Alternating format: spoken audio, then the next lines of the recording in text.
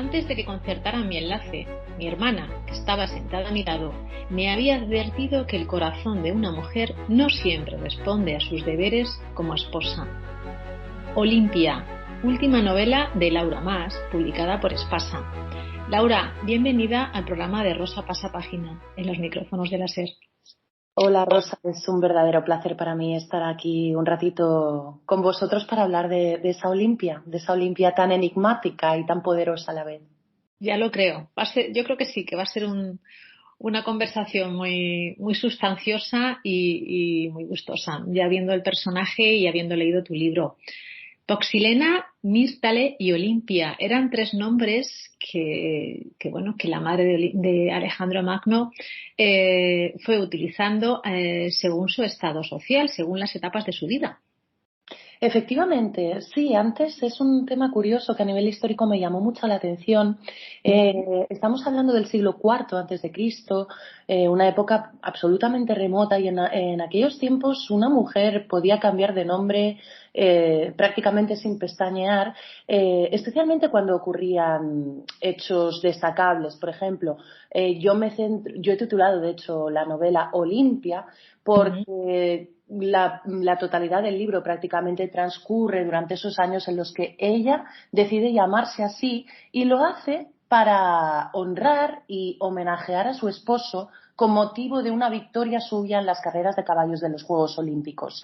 El esposo de Olimpia, tenemos que, para contextualizar un poco y situar a todos los oyentes, tenemos que entender que Olimpia se casó con Filipo, rey de Macedonia, que acabó siendo la principal potencia de Grecia. En aquel momento Macedonia era un territorio marginal que no era bien considerado por los griegos, de hecho se les llamaba despectivamente bárbaros, pero acabó siendo un territorio completamente glorioso y Filipo de hecho le allanó mucho el camino a su hijo Alejandro Magno, a ese hijo que tuvo con Olimpia, para que éste pudiese partir hacia la conquista del imperio persa.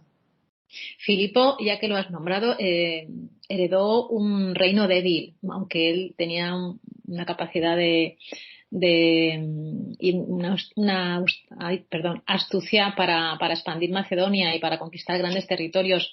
Era un rey con mucha fuerza y un rey que ya tenía 4 esposas. En efecto, empiezo por el final porque es lo que a mí me llamó muchísimo la atención, el tema de la poligamia, que estaba completamente a la orden del día en esa antigua Macedonia. Y Olimpia efectivamente fue la quinta esposa de Filipo, nada más y nada menos.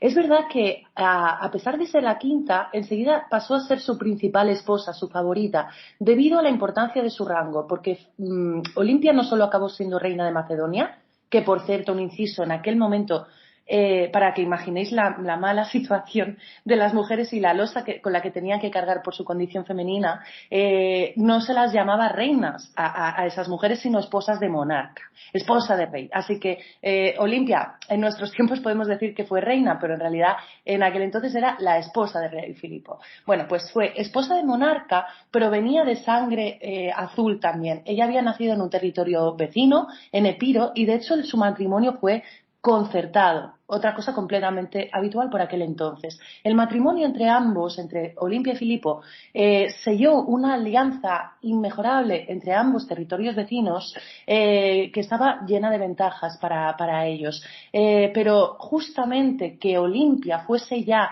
hija del rey de Epiro, Neoptólemo, ya la ascendió a la primera posición a nivel de rango de esposas de Filipo. Eso también le causó muchos problemas porque tenemos que imaginar una corte en Macedonia, concretamente en el Palacio de Pela, que por aquel entonces era la capital de esa antigua Macedonia. Debemos imaginar, como digo, una corte llena de rivalidades. Yo he intentado también plasmar ese instinto de supervivencia que siempre estaba en alerta, ¿no? Porque corría en riesgo incluso la propia vida de la gente. En el caso de las esposas de Filipo, había una enemistad muy grande, especialmente entre aquellas que tenían hijos varones, que habían tenido hijos varones con él, porque todas deseaban que su hijo acabase heredando el trono de Macedonia. Olimpia, por supuesto, no fue una excepción y, como sabréis o podréis intuir, pues consiguió con creces su cometido sentido, ¿no? Colocando a Alejandro Magno finalmente como rey de Macedonia. Sí, porque la rivalidad se atajaba pues con algo tan habitual como el asesinato. En efecto, en efecto. De hecho, yo puedo adelantar, no hay ningún tipo de problema, que Olimpia acabó eliminando a algunos rivales. Filipo se casó por última vez con una joven noble de sangre macedonia, Cleopatra Eurídice, y además tuvo 2 hijos con ella, uno de los cuales era varón. Eh, Así como he dicho que Olimpia venía de sangre real, era princesa en Epiro, hija de un rey, es verdad que al provenir de un territorio extranjero eso no fue bien visto por mucha gente en Macedonia. De hecho, la condición de extranjera pesó en Olimpia hasta su último aliento también. Filipo, cuando se casó por última vez con esta joven noble de sangre macedonia, ese enlace fue mucho mejor visto, porque se consideraba que si tenía un heredero, ese sí podía ser legítimo, porque Olimpia no era la única de las mujeres extranjeras. Filipo previamente estaba casado con más mujeres extranjeras. Al casarse por primera vez con una joven macedonia, y recalco de nuevo lo de Macedonia porque era muy importante, muchísimos ciudadanos consideraban que ese sería el verdadero heredero legítimo del trono. Filipo llegó a repudiar a Olimpia, provocando su exilio voluntario. Ya regresó a su tierra natal, a Epiro. Alejandro Magno incluso también se exilió durante una temporada voluntariamente porque le llegaron a decir que era un hijo bastardo. Lo cual generó una grieta absoluta entre padre e hijo, ¿no? Y casualmente adelantaré también que Filipo fue asesinado de manos de uno de sus guardaespaldas poco después de haber consolidado su último enlace y haber tenido un hijo varón. ¿Casualidad? No lo creo, no lo creo. Todo estaba perfectamente hilado, orquestado y planeado. Y yo tengo mi teoría de que Olimpia estaba detrás de ese asesinato. Había pocas casualidades en aquellas muertes así prematuras. Olimpia llega a Palacio con apenas 16 años y apuntas que era una mujer con una virginidad pura, pero no solamente en su cuerpo, sino bueno, en su forma de ser, aunque era una mujer fuerte, pero se hace mucho más fuerte una vez que se convierte en esposa del rey, por lo que acabas de apuntar, porque tiene muchísimas rivalidades. En efecto, en efecto. Olimpia sí tenía aproximadamente unos 16 años. Sabemos que en aquellos tiempos te indican fechas aproximadas de nacimiento, pero tampoco son años exactos, no tienen por qué serlo. Pero bueno, ella nació alrededor del 373 a.C., entre el 375 y 370 a.C., así que haciendo el promedio, pues sí, ese enlace se debió producir sin lugar a dudas con una Olimpia muy joven, que prácticamente todavía estaba en la adolescencia o la había abandonado hace ya muy poco y como tú muy bien indicas, muy pura, ¿no? Con mucha inocencia.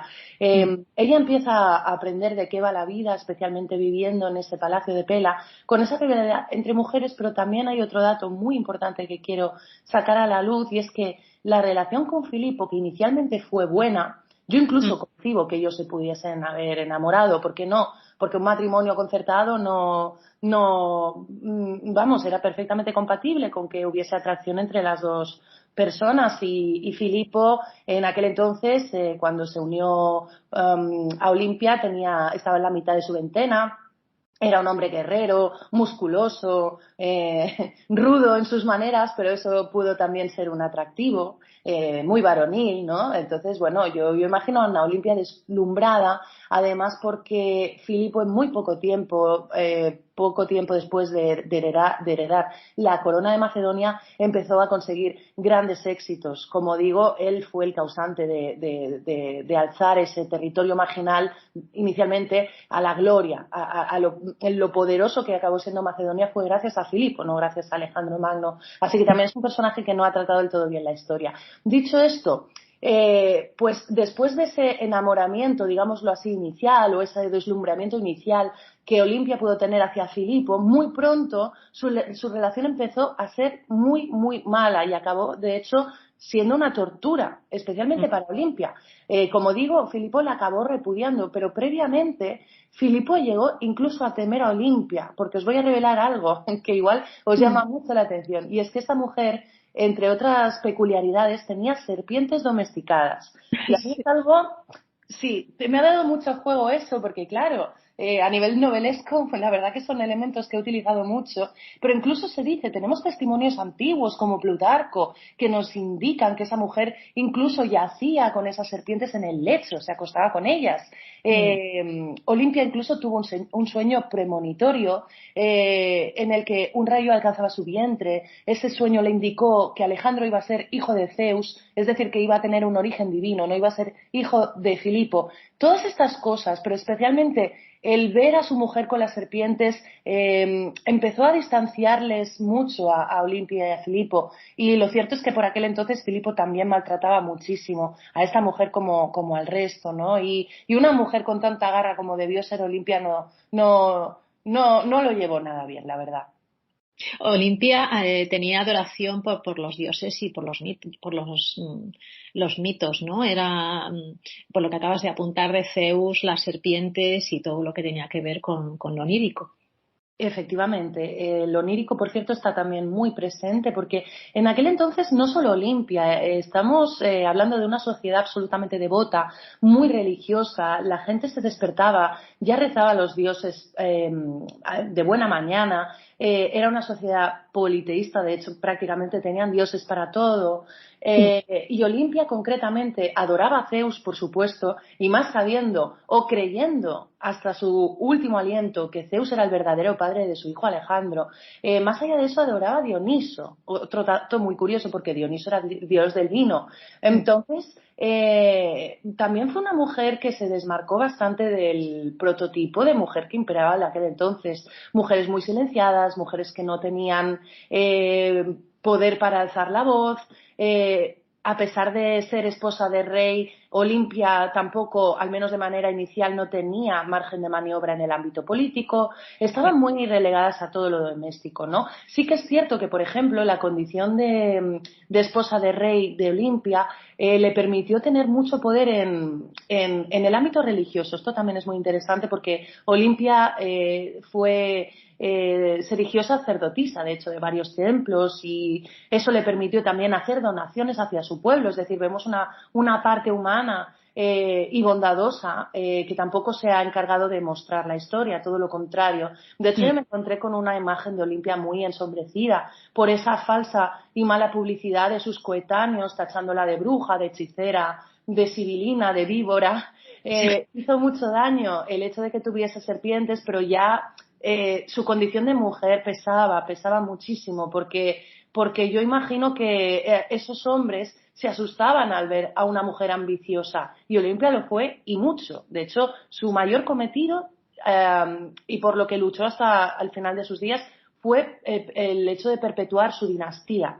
De hecho, cuando murió su hijo Alejandro Magno en Babilonia, en plena crisis del Imperio Persa, Olimpia sacó esperanzas porque Alejandro había dejado embarazada a una de sus esposas, a Roxana, y Olimpia depositó su esperanza en ese futuro hijo, al que por cierto también llamaron Alejandro. Es decir, ella luchó hasta el final por perpetuar su dinastía. Y esto, como digo, para un hombre debía ser completamente escandaloso, porque cualquier mujer que tuviese determinación o se desmarcase, como digo, de lo que imperaba, de esa sumisión femenina, era un escándalo.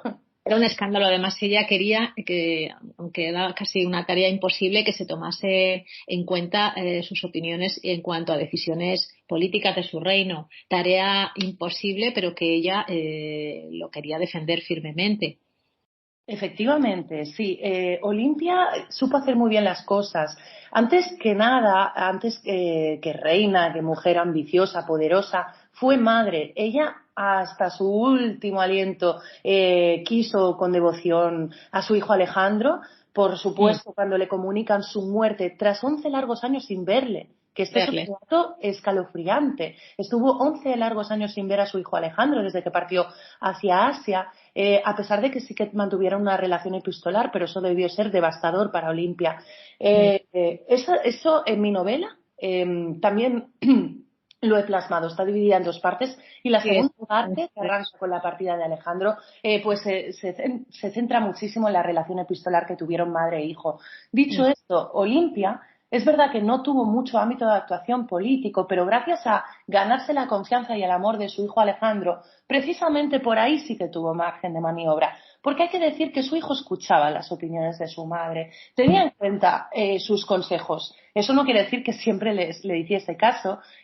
No dejaba de ser una sociedad muy machista. Por mucho que Alejandro Magno quisiese a su madre, tampoco fue capaz, por ejemplo, de dejarla a cargo de Macedonia cuando él se fue, lo cual también fue terrible para ella, porque yo creo que ella tenía esperanzas de que su hijo, su mayor obra, ¿no? El niño de sus ojos al que tanto había cuidado y al que tanto había formado, pues quiso pensar que sí, que tendría esa confianza en ella para verla capaz de llevar las riendas de Macedonia. Pero eso no sucedió. De hecho, Alejandro, antes de partir, le dio el poder absoluto a su general de máxima confianza, Antípatro. Y Antípatro es un personaje que de hecho podríamos llamarlo antagonista en mi novela, porque fue el máximo rival de Olimpia.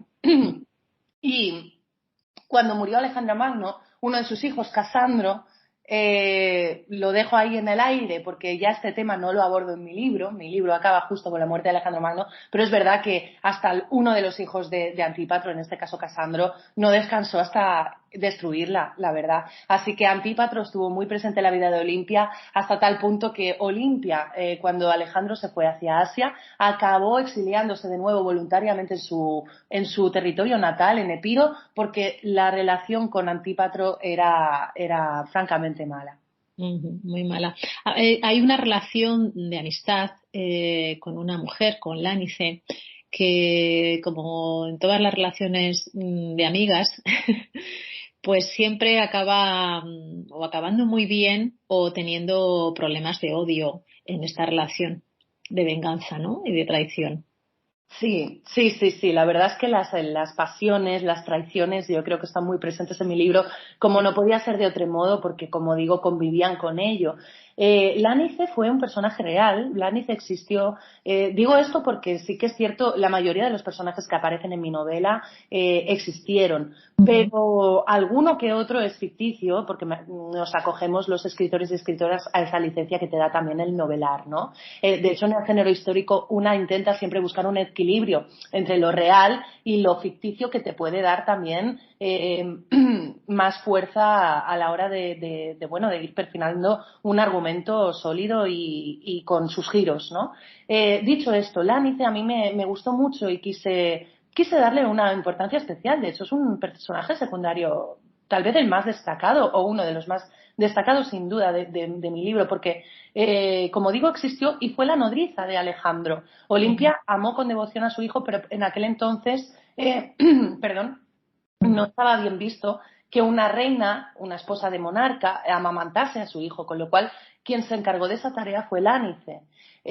Así que yo imaginé, a pesar de que no hay prácticamente información sobre Lánice, imaginé, debido a ese voto de confianza que le dio Olimpia de nombrarla nodriza de su hijo, imaginé una relación completamente estrecha entre ambas hasta tal punto que se hicieron amigas inseparables. Sin ánimo de hacer spoiler, es verdad, tú ya lo estabas adelantando, Rosa, que a veces, bueno, pues la amistad puede ir por un terreno bonito hasta el fin de sus días o torcerse hasta límites insospechados. Eso es.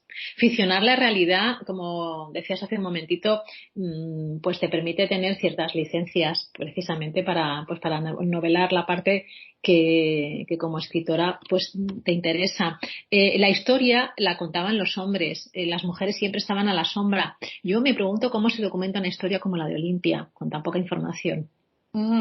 Pues muy buena pregunta, porque cuando yo veo un libro como el de Olimpia, que es, sabes que, bueno, es prácticamente como un parto, ¿no? Cuando alguien da luz, pues el ver a una criatura, en este caso un libro, pues eso es una sensación emocionante. Y a veces me pregunto cómo es posible, ¿no? Pero especialmente porque es muy difícil rellenar tantos huecos históricos.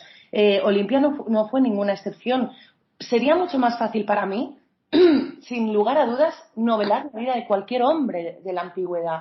De hombres de la antigüedad tenemos muchísima información. De hecho, de Filipo, sin ir más lejos, ese rey de Macedonia, esposo de Olimpia, me encontré con centenares de libros, centenares de verdad, pero de Olimpia no. Entonces, por supuesto, es una tarea muy ardua, para mí supuso un reto importantísimo, pero afortunadamente sí encontré algunos testimonios, sobre todo contemporáneos. Me gustaría destacar, por ejemplo, autores como Juan Carlos Chirinos, que escribió un ensayo biográfico sobre ella maravilloso. Luego una profesora universitaria que también es muy conocedora del tema y escribió artículos y un librito sobre Olimpia, que es Dolores García Mirón. Entonces, por suerte, sí me encontré con libros que fueron de gran ayuda. Pero, por supuesto, como digo, tienes que rellenar muchos huecos y buena parte de lo que hay también proviene de tu imaginación o de tus propias deducciones, como no podía ser de otro modo.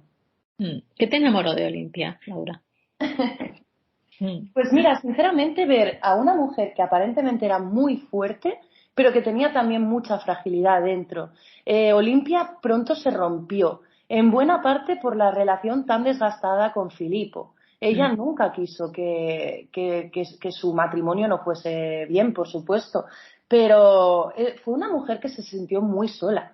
Primero se sintió la soledad y vivió la soledad y la sufrió cada día de su vida, no solo con esa relación desgastada de Filipo, sino porque jamás o prácticamente nunca le veía en palacio. Tenemos que entender que en aquel entonces, si Filipo estaba centrado en ampliar su reino y conquistar territorios, no pisaba prácticamente ese palacio de Pela, esa capital macedonia. Entonces Olimpia se sintió muy sola muy pronto y eso le sucedió siendo muy joven. Así que tuvo muchos golpes de realidad duros. Primero con Filipo, como digo, y luego muy pronto con Alejandro Magno. Cuando ella logra su máximo cometido, Alejandro se va enseguida hacia Asia y jamás vuelve a ver a su hijo.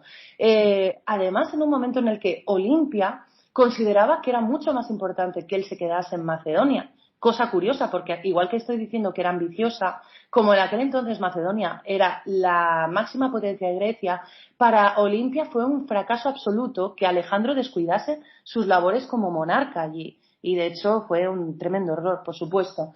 Entonces, como digo, me encontré una Olimpia con muchas aristas y con una parte muy frágil que fue la que me enamoró, porque, bueno, muchas veces fuerza y fragilidad también pueden ir de la mano. Y a mí esas contradicciones o aparentes contradicciones, ese baile de luces y sombras me parece muy, muy atractivo. Pues Laura, gracias por rescatar este personaje, a esta Olimpia que como madre desafió todo lo que se enfrentaba o todo lo que podría frenar que su hijo pues llegase a alcanzarse la gloria, Alejandro Magno. Y la verdad es que esa ausencia y ese rechazo, como apuntabas, a no quedarse ella a poder gobernar Macedonia, ese distanciamiento de su hijo, pues creo que fue lo que más dolor le debió de causar. Sin duda alguna, y ha sido un verdadero placer este ratito contigo, Rosa. He estado tan a gusto que se me ha hecho corto. Pues lo mismo te digo, un placer y lo repito que gracias por traernos a este personaje. Gracias a ti, Nala. Hasta luego.